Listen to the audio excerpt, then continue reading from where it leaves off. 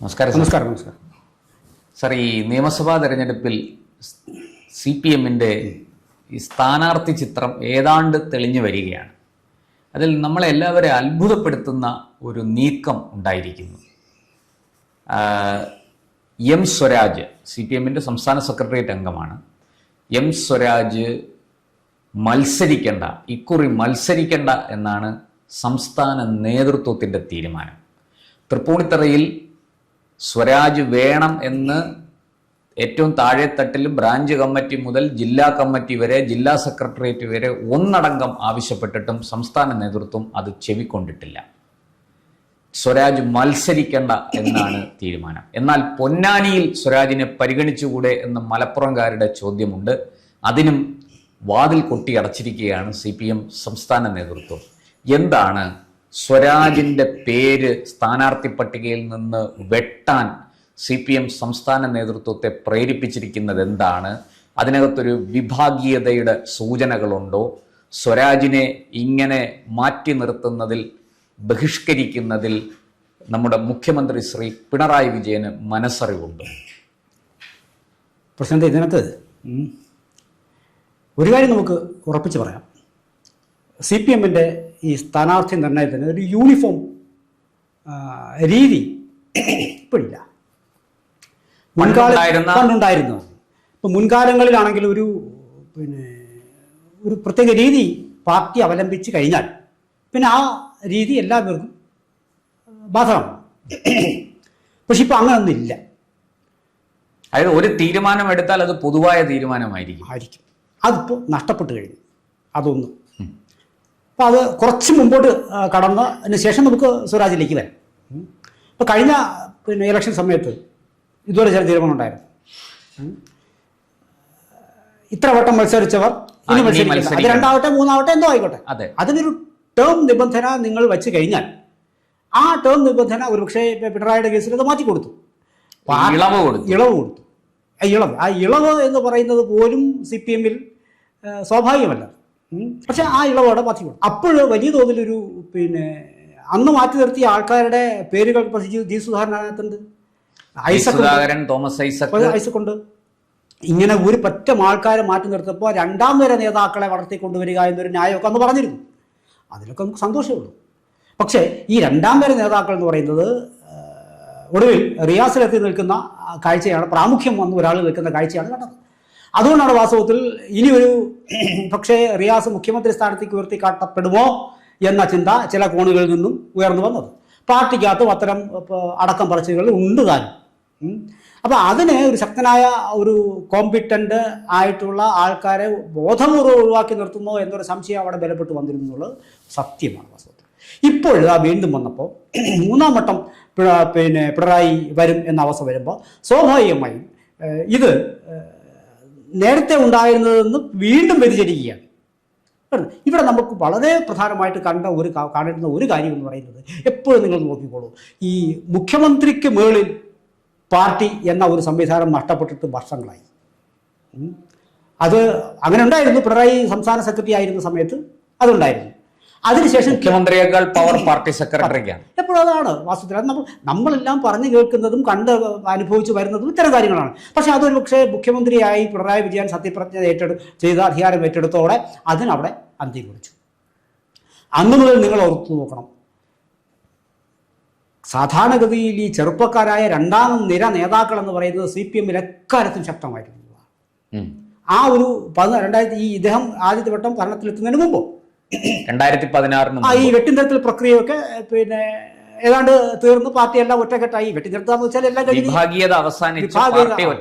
ഒറ്റക്കെട്ടായി എന്ന് പറയുമ്പോൾ വാസ്തവത്തിൽ ആ തുന്നിക്കെട്ടൽ കൂടുതൽ ശക്തമാക്കി. അഭിപ്രായം പറയാനുള്ള ഒരവസരവും കൊടുക്കാതെ ആ നാക്ക് വായ തുന്നിക്കെട്ടിയ അതിനുശേഷമാണ്. അതിനുശേഷം CPM-ൽ രണ്ടാം നിര നേതാക്കളില്ല.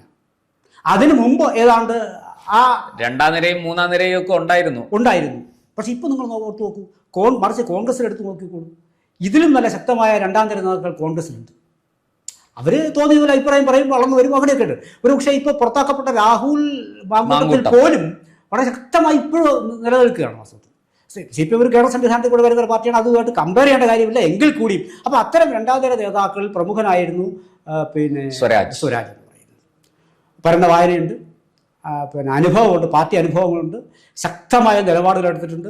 പിണറായി വിജയൻ ഒരുപക്ഷെ ഒരു കാലത്തെടുത്ത അതേ നിലപാടുകൾ ഇപ്പോൾ VS-നെതിരെയൊക്കെ ചില ക്യാപിറ്റൽ പണിഷ്മെൻറ്റ് വേണമെന്ന് അദ്ദേഹം പിന്നീട് ഖണ്ഡിച്ചു. ഞാൻ അത്തരം ഒരു പ്രസ്ഥാനം നടത്തിയിട്ടില്ല, വലിയ വിവാദങ്ങൾക്കൊക്കെ വഴിതെളിച്ചു. പക്ഷെ എങ്കിൽ കൂടിയും നിലപാടുകൾ എടുക്കാൻ ഇപ്പോൾ അയ്യപ്പ കോപം താങ്കൾ ഞാൻ അതിലേക്ക് വരാം.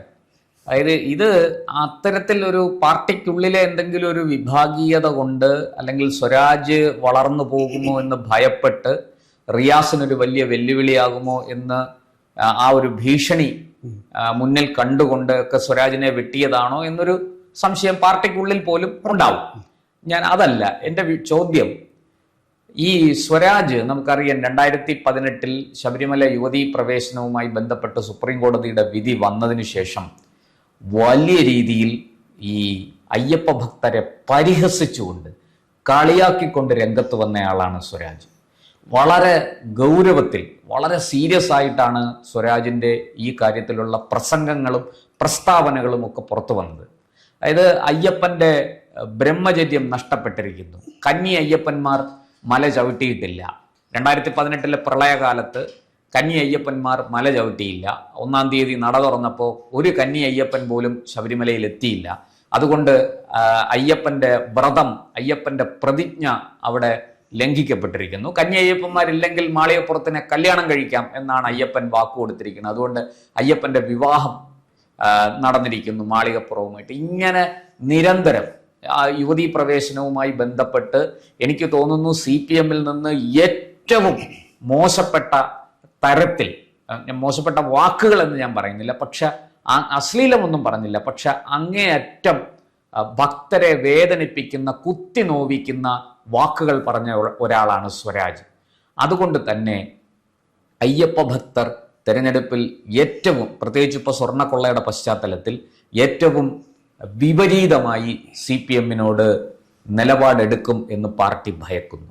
അങ്ങനെ ആ അയ്യപ്പ കോപം കൂടുതൽ ക്ഷണിച്ചു വരുത്തണ്ട, ആ ഭക്തരിലൂടെ അയ്യപ്പ കോപം പ്രതിഫലിക്കും, അങ്ങനെ കൂടുതൽ അത് ക്ഷണിച്ചു വരുത്തണ്ട എന്ന് കരുതിയാണോ സ്വരാജിനെ മാറ്റി നിർത്തിയിരിക്കുന്നത്? പ്രശ്നത്തെ നമ്മൾ ഒന്ന് ഓർക്കണം.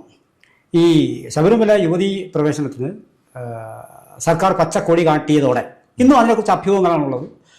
എന്തായാലും സർക്കാർ നിലപാടൊന്നും തിരുത്തിയിട്ടില്ല.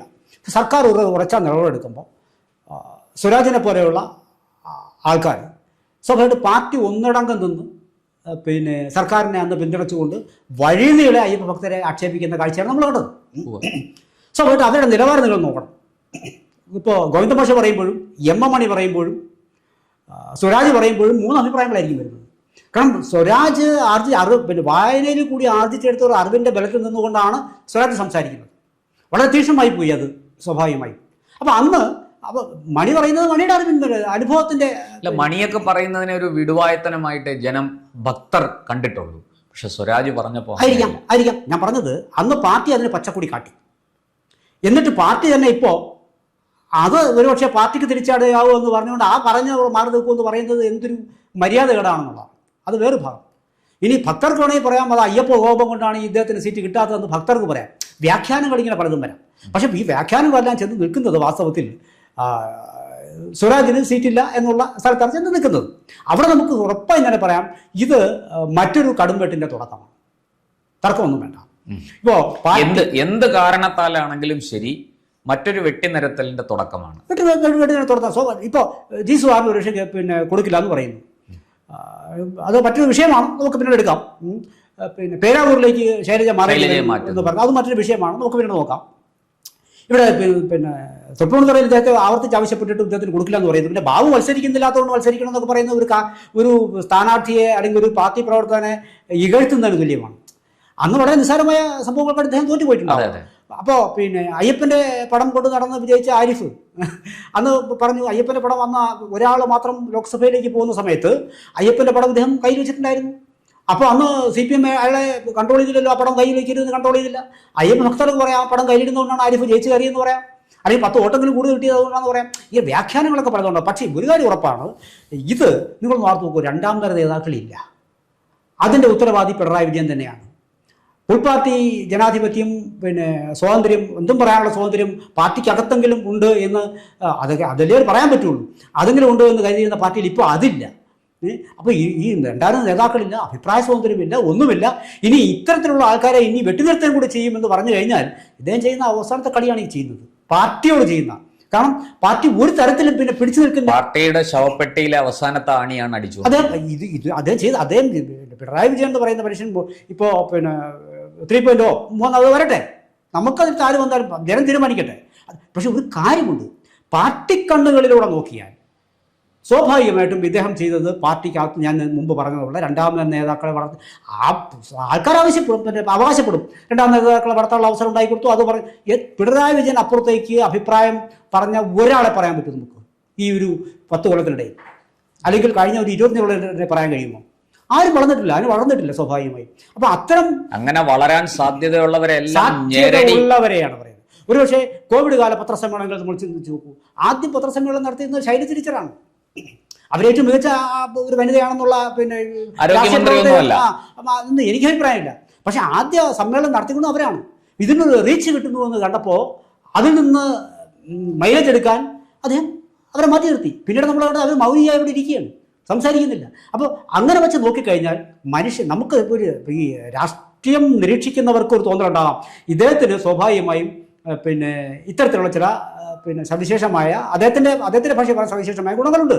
അതുകൊണ്ട് തന്നെയാണ് വാസ്തവത്വം അഭിപ്രായം മുഴുവൻ ഒരു വ്യക്തിയിലേക്ക് ഏകോപിപ്പിക്കാൻ അദ്ദേഹം ശ്രമിച്ചത്. ഒരുപക്ഷെ അദ്ദേഹം ഇപ്പോൾ ശ്രമിക്കുന്നത് മറ്റു സംഭവത്തിലേക്ക് ആയിക്കൂടായികയില്ല. വാസ്തവത്തിൽ ഇപ്പോൾ കഴിഞ്ഞ മന്ത്രിസഭയിൽ ഏറ്റവും കൂടുതൽ ആൾക്കാർ മാധ്യമങ്ങൾ കവർ ചെയ്തത് റിയാസൻ തന്നെയാണ്.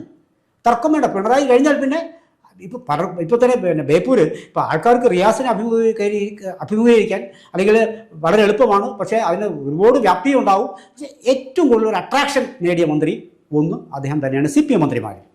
അപ്പോൾ സ്വാഭാവികമായിട്ടും ആ റിയാസിന് നാളെ ഒരു കാലത്ത് ഏതെങ്കിലും തരത്തിലുള്ളൊരു പിന്നെ ഒരു എതിരാളിയായിട്ട് വരാൻ ഒരുപക്ഷെ ഇദ്ദേഹം ആയിരിക്കാം കാണുന്നത്. പക്ഷെ അത് മുൻകൂട്ടി താൻ വെട്ടിക്കളഞ്ഞാൽ പിന്നെ ആ പ്രശ്നമില്ലല്ലോ. ഇദ്ദേഹം പാർട്ടിയിലേക്ക് വരട്ടെ. പിന്നെ എൻ്റെ വ്യക്തിപരമായ അഭിപ്രായം ഞാൻ പറയാം.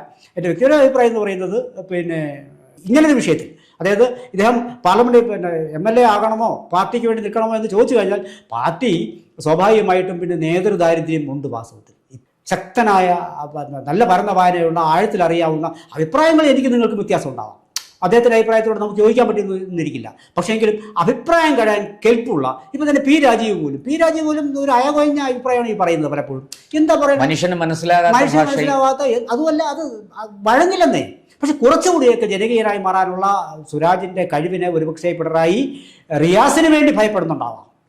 അത്തരം ഒരു സാഹചര്യത്തിൻ്റെ അടിസ്ഥാനത്തിൽ കൂടിയാകാം സീറ്റ് നിഷേധിക്കുന്നുണ്ടെങ്കിൽ അങ്ങനെ ഒരുപക്ഷെ എന്തെങ്കിലും തരത്തിൽ ഒരു പിന്നെ ഒരു ചെറിയ ആരോഗ്യ പ്രശ്നങ്ങൾ ഇതിൽ ഉണ്ടാകുകയാണെങ്കിൽ ഇത് പകരം ആർക്ക് കൊടുക്കും എന്നുള്ള ഒരു കാര്യം വന്നു കഴിഞ്ഞാൽ ശൈലജയ്ക്ക് കൊടുക്കുമെന്ന് പാർട്ടിയിൽ നിന്നൊരു അഭിപ്രായം വന്നാലോ എന്ന് പേടിച്ചിട്ടാവാം ശൈലജയെ മാറ്റി നിർത്താനുള്ള ശ്രമം ഉണ്ടാകുന്നത്. ഇങ്ങനെ പല ഓൾറെഡി പിന്നെ ജയരാജന്മാരെ അത് നടക്കുമോ സാർ? ഒരു പോളിറ്റ് ബ്യൂറോ അംഗമല്ലാത്ത ശൈലജയ്ക്ക് ഇളവുകൾ എന്നുള്ളത് പാർട്ടിയിൽ ഇപ്പോൾ ഇത് ഒരു വിഷയമല്ലാതായി കഴിഞ്ഞു. ഇളവുകൾ എന്ന് പറയുന്നത് ഈ പാർട്ടിയെ സംബന്ധിച്ചിട്ട് അത് പ്രീസിഡൻസ് ഉണ്ട്. അതുകൊണ്ട് അതിന് കടുംപിടുത്തം പിടിക്കാൻ കഴിയും. അങ്ങ് ചൂണ്ടിക്കാണിച്ചത് പരിശോധിക്കുമ്പോൾ ഒരു പഴയ കവിതയാണ് ഓർമ്മ വരുന്നത്, വള്ളത്തോളിന്റെ ശിഷ്യനും മകനും. ഇവിടെ ശിഷ്യനെ മരുമകന്, ഇവിടെ സത്യത്തിൽ ശിഷ്യനും മരുമകനുമാണ്. അപ്പൊ മരുമകന് വേണ്ടി ശിഷ്യനെ ബലി കൊടുക്കണോ, ശിഷ്യന് വേണ്ടി മരുമകനെ തള്ളി പറയണോ എന്ന ഒരു ധർമ്മസങ്കടത്തിലാണ് പാർട്ടി ശ്രീമാൻ മുഖ്യമന്ത്രി പിണറായി വിജയൻ എന്ന് തോന്നും. അങ്ങനെ തോന്നുന്ന ആൾക്കാരെ നമുക്ക് കുറ്റം പറയാൻ പറ്റില്ല. അപ്പൊ അങ്ങനെ ഒരു സാഹചര്യം പാർട്ടിക്കുള്ളിൽ രൂപപ്പെട്ട് വന്നിരിക്കുന്നു എന്ന് ന്യായമായും സംശയിക്കാം. ഉറപ്പായും സംശയിക്കാം. മാത്രമല്ല ഈ മൂന്നാം വട്ടവും നിങ്ങൾക്ക് ഭരണം വേണമോ, പാർട്ടി കുറച്ചധികം കാലം കൂടി നിലനിൽക്കണോ എന്നൊരു വലിയ ചോദ്യമാണ് ഇവിടെയുള്ളത്. അത് നിങ്ങൾ പറയാണ് ഞങ്ങൾക്ക് മൂന്നാം വട്ടമാണ് ആഗ്രഹം എന്ന് വെച്ചാൽ നിങ്ങൾ പാർട്ടി കൂറില്ലാത്ത ഒരാളായി മാറും. അങ്ങനെ അപ്പൊ പിന്നെ ജയിക്കാവുന്നുള്ള ജയമാണ് ഇതിന്റെ സ്ഥാനാർത്ഥി നിർണയത്തിന്റെ ഏക അടിസ്ഥാന വിഷയം എന്ന് പറഞ്ഞ പാർട്ടിയല്ലേ ഇത്. പിന്നെന്തിന് സ്വരാജിന് സ്വയം എന്താ കുറവ്? അപ്പോൾ നമുക്ക് അവിടെ സംശയിക്കേണ്ടിയിരിക്കും. അയ്യപ്പ ഭക്തരുടെ വെറുപ്പവും വിരോധവും വാങ്ങി വയ്ക്കുകയും വേണ്ട. ഒരാളെ മാറ്റി മാത്രം മാറ്റി സ്വരാജ് മത്സരിക്കുകയാണെങ്കിൽ സ്വാഭാവികമായിട്ടും അത് സ്വരാജിലേക്ക് മാത്രമായിരിക്കില്ല, സ്വരാജിന് സീറ്റ് കൊടുത്ത പാർട്ടിക്കെതിരെയും തീർച്ചയായിട്ടും അങ്ങനെ ഒരു വികാരം. അങ്ങനെയാണെങ്കിൽ നിൽക്കുന്ന പലർക്കെതിരെ സീറ്റ് കൊടുക്കാൻ കഴിയില്ല. അതായത് ഒരേപോലെ കുറ്റകരമാണ് ഒന്നും മിണ്ടാതിരിക്കൽ കൂടിയും. മിണ്ടാതിരിക്കലും പാർട്ടി അനുകൂലിച്ചത്. അപ്പോൾ ഇദ്ദേഹം ഒരു അഭിപ്രായങ്ങളും പറഞ്ഞു, ഇയാൾ വായകളും തുറക്കുമല്ലോ, മറ്റവരോട് കൂടുതൽ വിഷം, മിണ്ടാതിരിക്കുകയാണ്, അങ്ങനെ പിന്നെ ആർക്കും സീറ്റ് കൊടുക്കാൻ കഴിയില്ല എന്നുള്ളതാണ്. അതുകൊണ്ട് അത് ന്യായീകരണമല്ല. പക്ഷേ ഇതിനകത്ത് അത് ഒരു ഘടകമാണ്. ഇതൊക്കെ പാർട്ടി ചിന്തിക്കുന്നുണ്ട്. അത് ഘടകമാണ്. കാരണം അങ്ങ് പറഞ്ഞതുപോലെ ജയം മാത്രമാണ് മാനദണ്ഡം, ജയിക്കുക എന്നുള്ളത് മാത്രമാണ് ലക്ഷ്യം. അതുകൊണ്ട് എന്ത് വിട്ടുവീഴ്ചയും എന്ത് വിലയും അതിനു വേണ്ടി കൊടുക്കും. അതിന് ഇനിയിപ്പോൾ സ്വരാജിനെ ബലി കൊടുക്കണമെങ്കിൽ സ്വരാജിനെയും ബലി കൊടുക്കും. അതാണ് വരുന്നത്. നന്ദി, നമസ്കാരം. കൂടുതൽ വാർത്തകളും വിശേഷങ്ങളും നേരിട്ട് ലഭിക്കാൻ ജനങ്ങളിൽ നിന്ന് ജനങ്ങളിലേക്ക് ജനഭൂമി ന്യൂസ് സബ്സ്ക്രൈബ് ചെയ്യൂ. ബെൽ ബട്ടൺ അമർത്താനും മറക്കരുത്.